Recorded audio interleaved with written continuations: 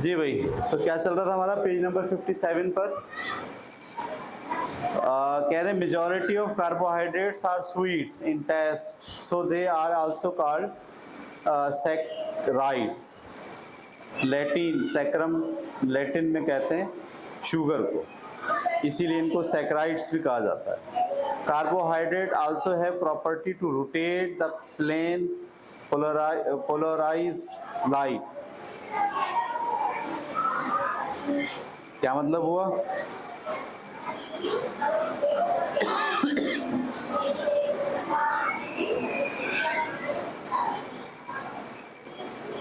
ये असल में जब आप क्रिस्टल को स्टडी करते हैं ना किसी भी मॉलिक्यूल की, तो क्रिस्टल की खासियत ये होती है कि जब उसके अंदर से आप रोशनी गुजारते हैं तो रोशनी आर पार हो जाती है। जैसे एक शीशा ले लें आप, उसमें से रोशनी गुजारें, रोशनी आर पार हो जाएगी। लेकिन उस शीशे को अगर आप किसी मखसूस एंगल पे घुमा दें तो वही रोशनी जो पहले आर पार हो रही थी वो आर पार होना बंद हो जाएगी। इस प्रोसेस को पोलराइजेशन कहते हैं। ठीक है, तो ये जो क्रिस्टल होते हैं इसके सैकराइड्स के या शुगर के या कार्बोहाइड्रेट्स के, इनमें पोलराइजेशन पाई जाती है लाइट के मामले में। पेज नंबर आ गया हमें 58 पर।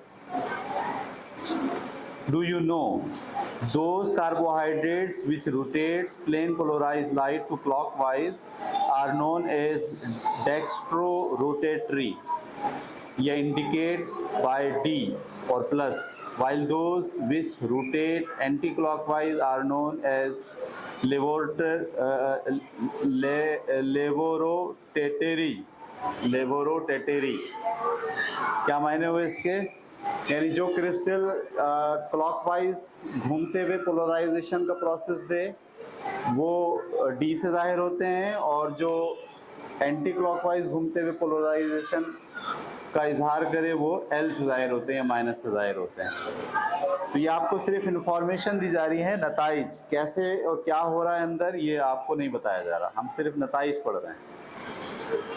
अब हम हैं पेज नंबर 58 पर। अगला टॉपिक है क्लासिफिकेशन ऑफ कार्बोहाइड्रेट्स। कार्बोहाइड्रेट की क्लासिफिकेशन क्या होगी?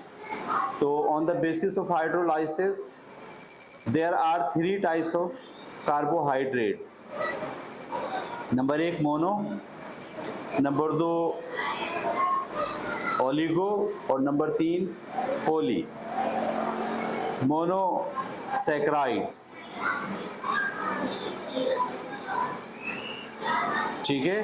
किस बेसिस पर हम ये करते हैं? हाइड्रोलाइसिस की बेसिस पर। हाइड्रोलाइसिस किसे कहते हैं? पानी के साथ तामुल कराने को क्या बोलते हैं? हाइड्रोलाइसिस। तो पहला जो आपके पास कार्बोहाइड्रेट है वो क्या है? Monosaccharides. Mono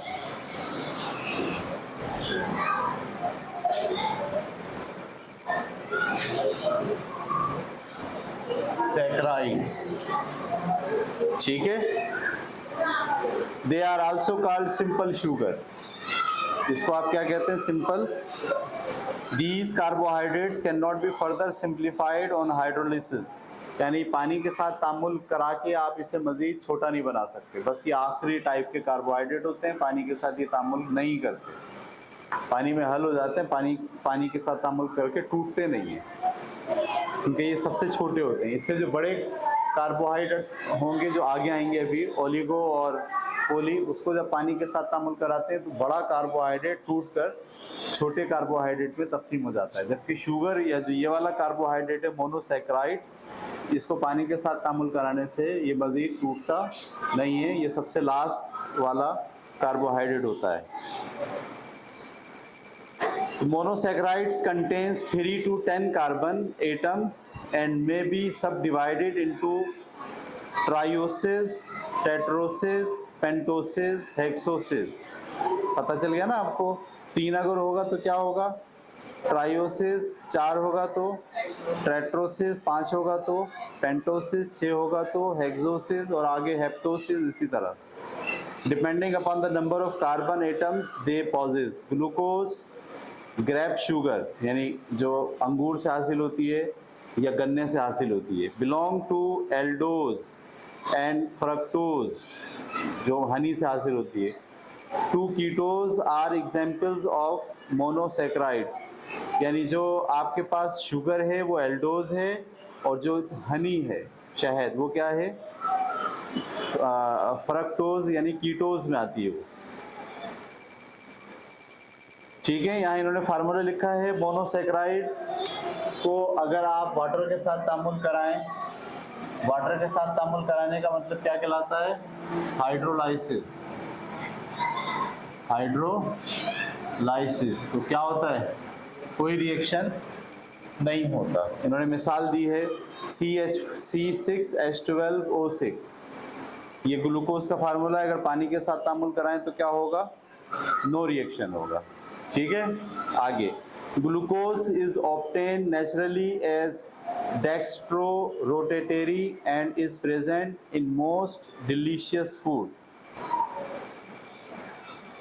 such as grapes, 20 to 30% इसमें ग्लूकोज होता है। ग्लूकोज का फार्मूला क्या है, C6H12O6, सही है। नीचे देखिए ग्लूकोज का स्ट्रक्चर लिखा हुआ है, C6 में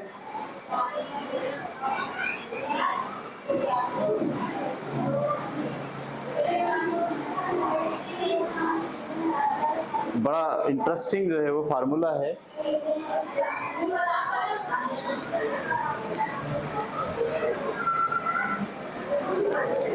और इसको दिखाने का अंदाज भी बहुत अच्छा किताब वालों ने इख्तियार किया है।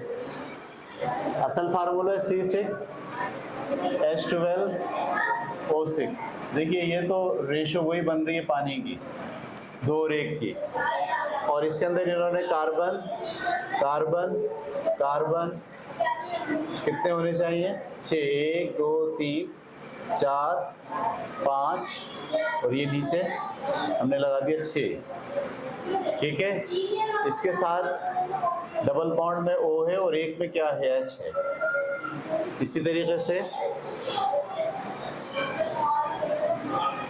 यहाँ पर OH और यहाँ पर H, क्योंकि एक पानी का मॉलिक्यूल की रेशो बनानी है, तो एक तरफ H, एक तरफ OH, फिर एक तरफ OH, एक तरफ H, फिर एक तरफ H, एक तरफ OH, फिर एक तरफ OH, और एक तरफ ये कहाँ मैंने लगा दिया, यहाँ लगाना चाहिए था OH, कहाँ पे, यहाँ पे भी, और H, और यहाँ पर आखिर में भी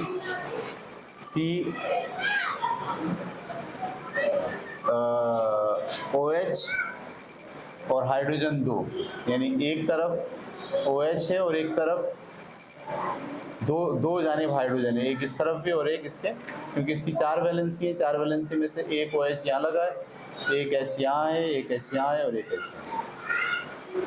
ये दरअसल एल्डिहाइड है, क्योंकि इसके एक तरफ सिर्फ और सिर्फ कार्बोक्सिलिक एसिड के एक तरफ H है और दूसरी तरफ जो है वो कुछ भी नहीं है।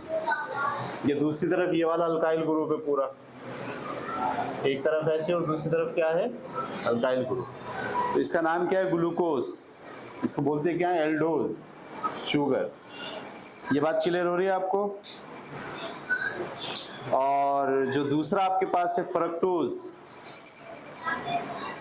क्या है, फ्रक्टोज। फ्रक्टोज के अंदर भी जो फार्मूला है फ्रक्टोज का, वो कीटोन्स ही की तरह है, 1 2 3 4 5 6, 1 2 3 4 5 6।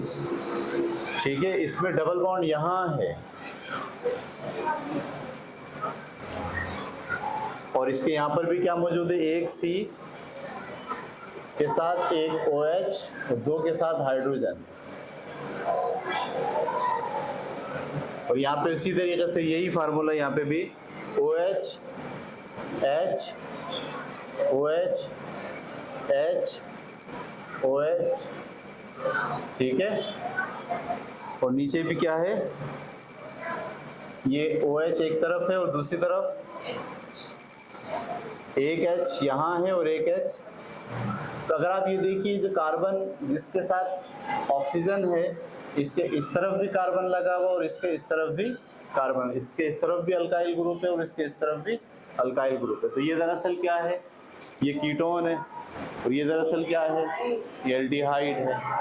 एल्डिहाइड जो इस रेशो के साथ हो कि कुछ ना कुछ कार्बन हो और हाइड्रोजन और ऑक्सीजन का, अगर मैं इसका जर्नल फार्मूला बनाऊं तो ये ऐसे था ना, आपको याद होगा, CH2O, और यहाँ क्या था, इसके लिए x की कीमत क्या होगी 6, और H2O y की कीमत क्या होगी 6 दूनी 12, 6 कम 6, तो ये 6, x की कीमत भी 6 और y की कीमत भी 6, ठीक है। और इसमें कितने बन रहे हैं, ये भी इतने ही है या ज़्यादा है, गिने ज़रा, कार्बन 1 2 3 4 5 6, और OH कितने, पानी का ये एक मालिक्यूल, दूसरा मालिक्यूल, तीसरा, चौथा, पांचवा, एक है सियरा और एक है सियरा, 5 मालिक्यूल पानी के और 2 हाइड्रोजन इसमें इजाफी हैं। देखिए पानी का एक मालिक्यूल, इसके साथ पानी का मालिक्यूल नहीं, इसके साथ एक मालिक्यूल, 2 3 4 5 और 2 हाइड्रोजन इजाफी हैं।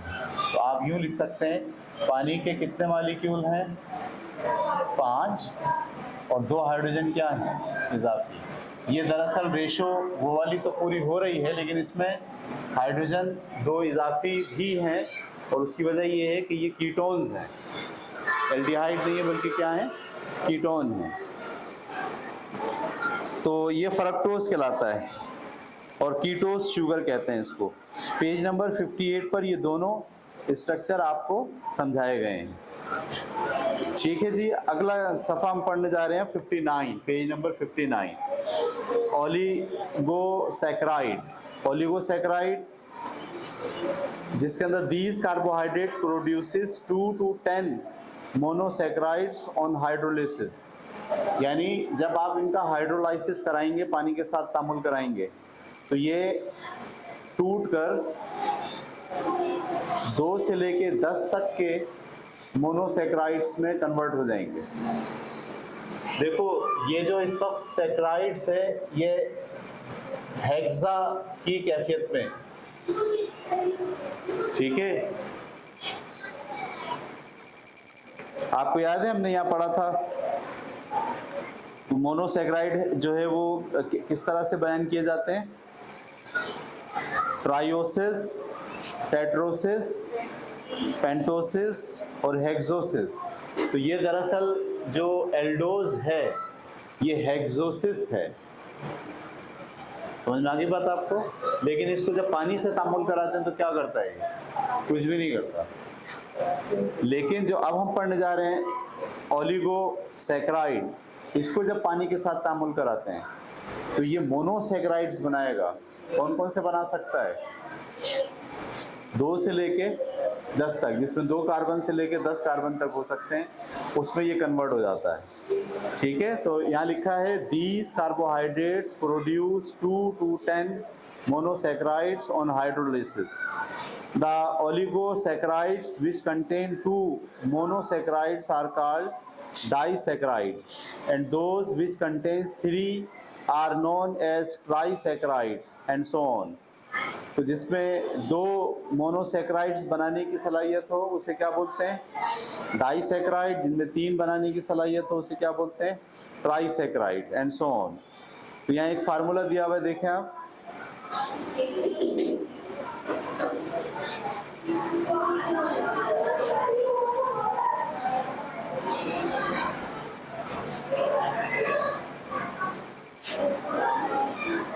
ओलिगोसैकराइड्स पढ़ रहे हैं हम।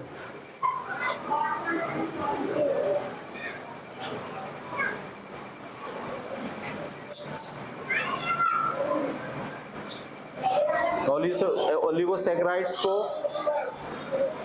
ये मैंने शॉर्ट में लिखा, ओलिगोसैकराइड्स को जब पानी के साथ तामुल कराते हैं, पानी के साथ तामुल कराने का जो अमल है उसे क्या बोलते हैं, हाइड्रोलाइसिस। इसके नतीजे में क्या होता है, 2 से लेके 10 तक की कार्बन वाले मोनोसैकेराइड्स डेवलप होते हैं। ठीक है, फॉर एग्जाम्पल सक्रोज है आपके पास C12, H22, O11। ठीक है, ये सक्रोज का फार्मूला है। इसका जब तामुल कराएगा किससे, H2O से, तो नतीजे में इसने क्या बनाया, ग्लूकोज बनाया और फ्रक्टोज बनाया। C6, H12, O6 plus C6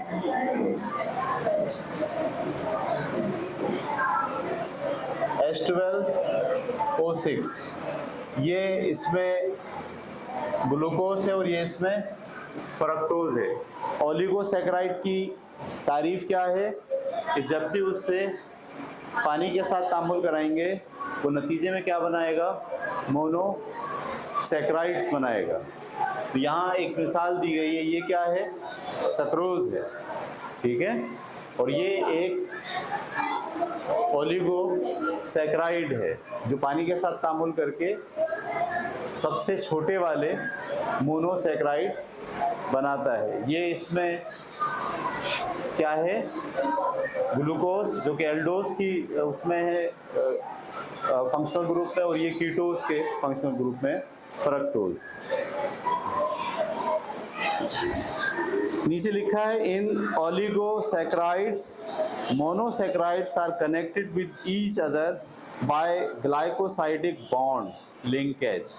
यानी ये वाला मोनोसैकेराइड और ये वाला मोनोसैकेराइड जब दोनों बंद होते हैं इस वाले में, तो इसके अंदर कौन सा बॉन्ड होता है जो इन दोनों को जोड़ के रखता है, उस बॉन्ड का नाम क्या है, ग्लाइकोसाइडिक बॉन्ड। ठीक है, देखिए हम सिर्फ और सिर्फ जो नताइज हैं वो पढ़ रहे हैं, इसकी डिटेल इसके अंदर, जैसे मिसाल के ऊपर आज तक हमने जितने बॉन्ड पढ़े हैं उसमें कहीं पे भी ग्लाइकोसाइडिक बॉन्ड नहीं है। लेकिन ग्लाइकोसाइडिक बायोलॉजी के अंदर जब आप केमिकल रिएक्शन पढ़ते हैं तो वहाँ बड़े और पेचीदा केमिकल्स के दरमियान एक बॉन्ड पाया जाता है जिसको क्या कहते हैं, और भी कई तरह के बॉन्ड होते हैं, उसमें से एक बॉन्ड है ग्लाइकोसाइडिक बॉन्ड। तो ये कह रहे हैं कि जो ओलिगोसैकेराइड कंपाउंड हैं उनके अंदर जो मोनोसैकेराइड्स मौजूद हैं वो दरअसल आपस में किस तरह जुड़े हुए होते हैं, ग्लाइकोसाइडिक बॉन्ड के जरिए जुड़े होते हैं। सक्रोज, माल्टोज, लैक्टोज ये मिल्क में पाया जाता है, are important members of oligosaccharides. Like monosaccharides, oligosaccharides are crystalline solid, sweet in taste and soluble in water. ये भी उसी तरह से क्रिस्टल वाले होते हैं और पानी में हल हो जाते हैं। बस भाई ये दो हम पढ़ेंगे आज। आज की क्लास में हमने मोनोसैकेराइड्स को और ओलिगोसैकेराइड्स को स्टडी किया। कल की क्लास में इंशाल्लाह हम पढ़ेंगे पॉलीसैकेराइड्स।